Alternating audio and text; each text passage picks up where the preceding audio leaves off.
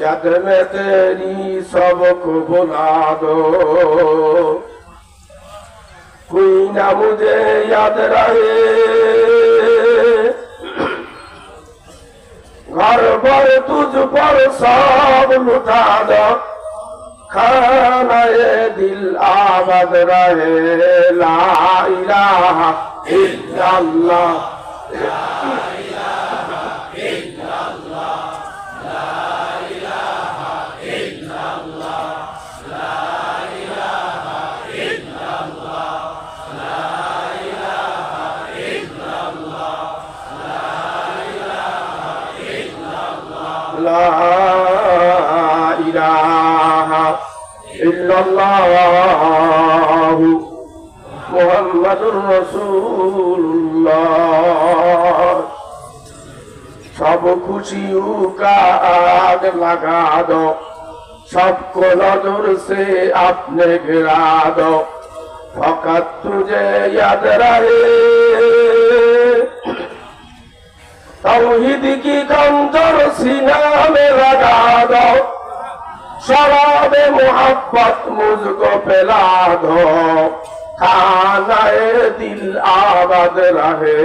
ला इलाहा इल्लल्लाह, ला इलाहा इल्लल्लाह, ला इलाहा इल्लल्लाह, ला इलाहा इल्लल्लाह, ला इलाहा इल्लल्लाह, ला इलाहा इल्लल्लाह मुहम्मदुर रसूलुल्लाह।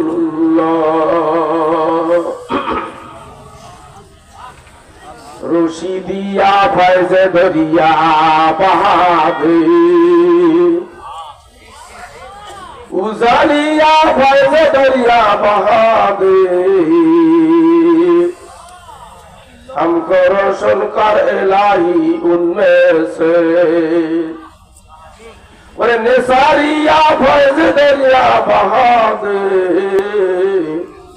हमको रोशन कर इलाही उनमें से। अल्लाह अल्लाह अल्लाह अल्लाह अल्लाह अल्लाह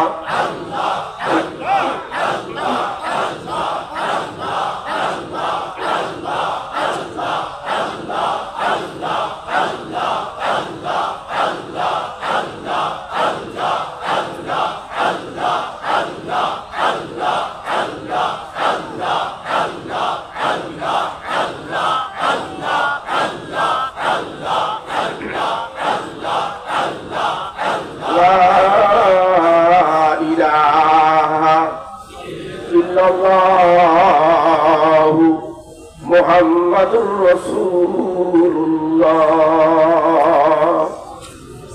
सल्लल्लाहु अलैहि वसल्लम। আবার বলেন সাল্লাল্লাহু আলাইহি ওয়াসাল্লাম। সবাই বলেন সাল্লাল্লাহু আলাইহি ওয়াসাল্লাম। মদিনায় যাইয়া সালাম দিতে কত টাকা লাগে? এমন লোক আছে মদিনায় যাওয়া লাগে না, এখানে বসে সালাম দিলেই মদিনায় চলে যায়।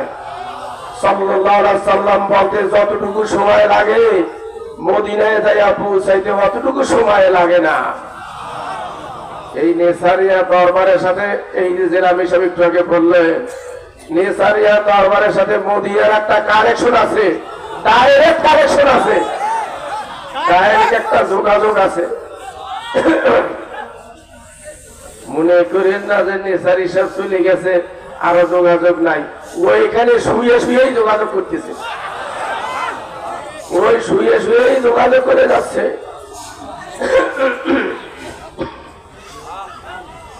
আল্লাহ আলহামদুলিল্লাহ। উপস্থিত উলামায়ে কেরাম, সামনে উপবিষ্ট আল্লাহর আশিকিন ও জাকিরিন ভাইরা ও বাবাজিরা, স্কুল কলেজ মাদ্রাসার ছাত্র ভাইরা, অত্র এলাকার সভ্যবিন্দু, পর্দার আলে আমার মা ও বোনেরা, আল্লাহ পাক রব্বুল আলামিনের দরবারে লাখো কোটি শুকর ও সজদ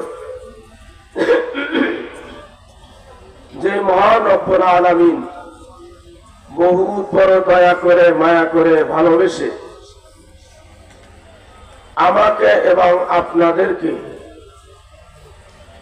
এই তৃতীয় দিনের বাদ মাগরিব আল্লাহ পাক রব্বুল আলামিনের জিকির আজকার করার জন্য তাফাক্কুর তাদাব্বুর করার জন্য আমাদেরকে বসার তৌফিক দান করলেন। এই জন্য শুকরিয়া দান করি আলহামদুলিল্লাহ। আল্লাহ পাক রব্বুল আলামিনের মহব্বত, তোমারই মহব্বতে আল্লাহ ভরে দাও গো মোদের দিল,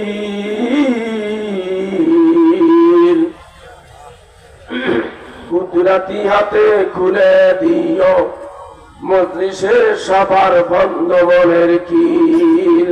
আল্লাহ আল্লাহ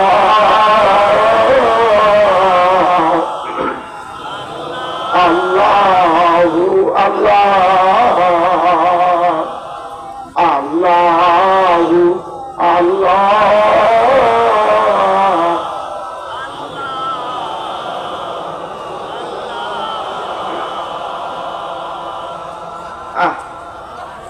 কি মজার ডাক। আল্লাহর মধ্যে আর বান্দার মধ্যে থাকবে না কোনো ভাগ। আমরা শায়েখ আল্লামা রসুলপুরি রহমাতুল্লাহ আলাইহি বলতেন, কোন বান্দা যদি ইনিয়ে বিনিয়ে এইভাবে আল্লাহকে ডাক দিতে পারে তার বাঁকা অন্তর সোজা হয়ে যাবে। আল্লাহ তার শয়তান মুখী দিল আল্লাহ মুখী হয়ে যায়। কিন্তু আসলে আমরা ডাকতে জানি না, তাই না? ডাকার মতো আমরা ডাকতে জানি না।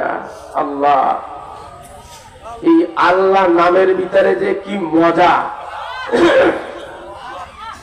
এই আল্লাহ ডাকের ভিতরে যে কি স্বাদ, যারা ডাকে তারাই বোঝে। যারা আল্লাহরে ডাকে তারা বোঝে যে এর ভিতরে যে কি স্বাদ। সবাই কিন্তু বোঝে না। মুসলমান তো সবাই, মুসলমানি বুয়াদ গর্দান নেহাদান ইনানে খুদ বাদস্তে খাজা দাদান।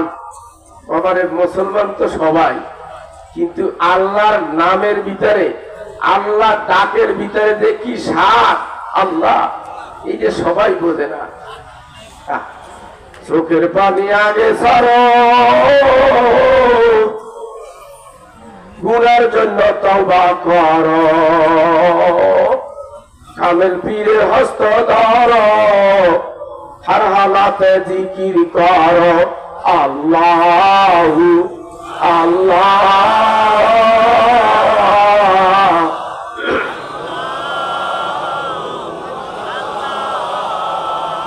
আল্লাহ আল্লাহ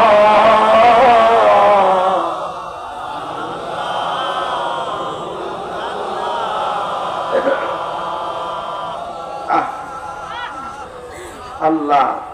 আমার শায়েখ আল্লামা রসুলপুরি বলতেন, কাঠ কাটতে কাটতে মানুষ কাঠুরিয়া হয়, হাল চাষতে চাষতে মানুষ সাইলা হয়, মাছ ধরতে ধরতে মানুষ ছেলে হয়, লিখতে লিখতে মানুষ লিখক হয়। অমনি ভাবে আল্লাহ আল্লাহ করতে করতে মানুষ আল্লাহর ওলি হইয়া কবরে যায়।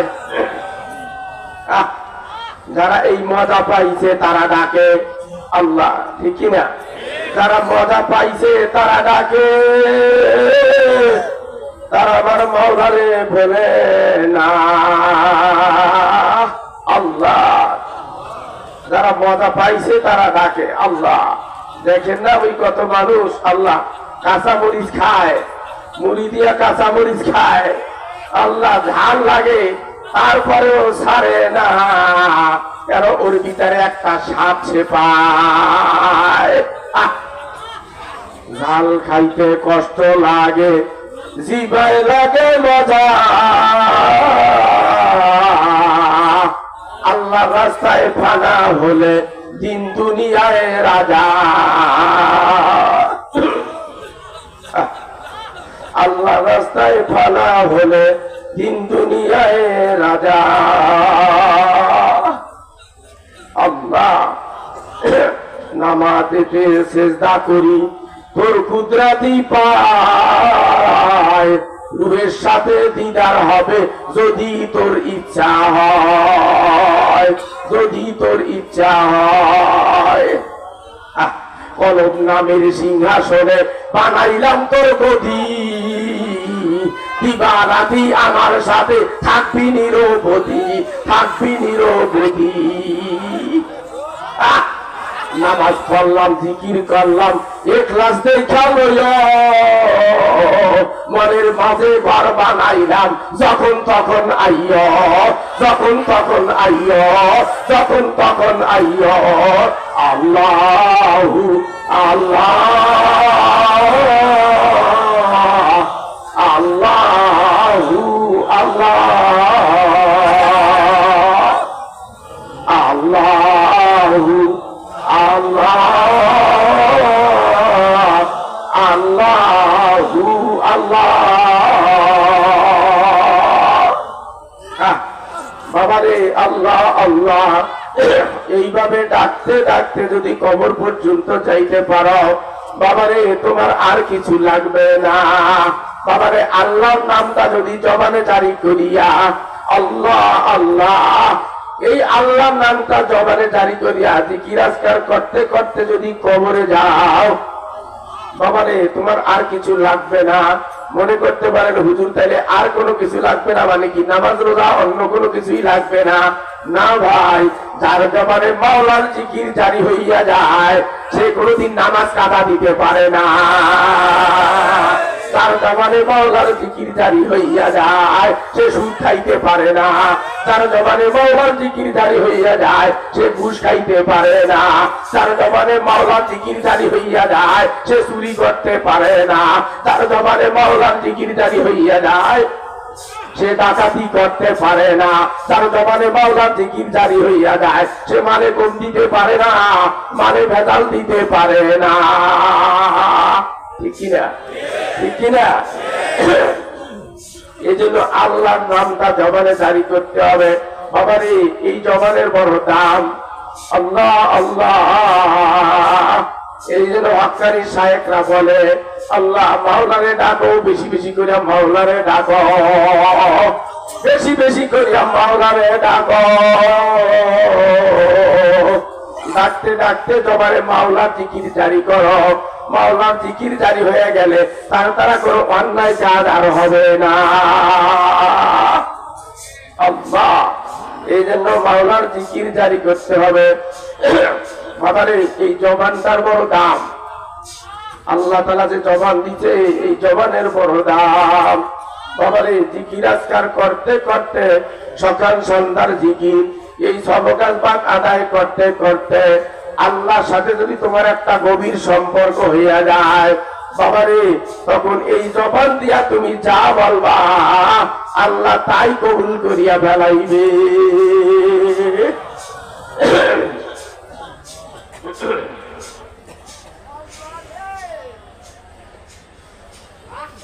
আল্লাহ, জবানের বড় দাম। আল্লাহ, এমনও মানুষ আছে এর ভিতরে বসা আছে, আল্লাহ আল্লাহর কাছে যা কয় আল্লাহ তাই শোনে, আল্লাহর কাছে যা কয় তাই শোনে। আল্লাহ, তুমি চেনো না, আমি চিনি না। আল্লাহ, এই হযরতি থাকা অবস্থায় থাকাকালীন এই ভীমপুরের এক পাগলা আসতো, চিনেন না তার, অনেকেই দেখছেন, একেবারে জীর্ণ শীর্ণ মানুষ। আল্লাহ লাঠি নিয়ে ঘুরে বেড়াইতো, কিন্তু আল্লাহকে ডাক দিলে মনে হয় আল্লাহর কাছে যা করে আল্লাহ তাই শুনতো। একবারে এই রসুলপুরে মাহফিলের ভিতরে মেঘ লাগলো, এমন মেঘ লাগছে আল্লাহ বৃষ্টিতে মনে হয় ভাইসে যাবে একবারে। আল্লাহ, আর এই পাগলে এই জীর্ণ শীর্ণ মানুষটা এই লাঠি নিয়া মনে হচ্ছে যেন আসমানের দিকে তাকাইয়া লাঠি দিয়ে মেঘে মেঘে সরাইতেছে। এই বলতেছে এদিকে যাও, এদিকে যাও, এদিকে যাও, এদিকে যাও। আল্লাহ এরকম বলতেছে, রাস্তা দিয়ে হাঁটতেছে। দেখা গেল কিছুক্ষণ পরে মেঘ দুই পাশে সরিয়া পরিষ্কার হয়ে গেল। এবং সাধারণ মানুষের ভিতরে অনেক আল্লাহর ওলিরা আছে বাবা, এর ভিতরেই বসা আছে, তুমি চেনো না, আল্লাহ তারে চেনে। এই জন্য জবানটা ঠিক করিয়া, জবানে মাওলার জিকির জারি করিয়া, তারপর মাওলার কবরে যাইয়া ছুইও বাবা আল্লাহ আল্লাহ। জবানে যদি আল্লাহর জিকির জারি হইয়া যায়, সমস্ত দুনিয়া তোমার হইয়া যাইবে। মান কানা লিল্লাহি কানা আল্লাহু লাহু, যেই ব্যক্তি আল্লাহর হয়ে যায়, সমস্ত দুনিয়া তার হইয়া যায়। ঠিক না? ঠিক না? আল্লাহ, যেই ব্যক্তি আল্লাহর হয়ে যাবে, সমস্ত দুনিয়া তার হয়ে যাবে। আল্লাহ হযরত ইব্রাহিম আলাইহিস সালামকে আগুনে ফেলাইছিল, তাই না?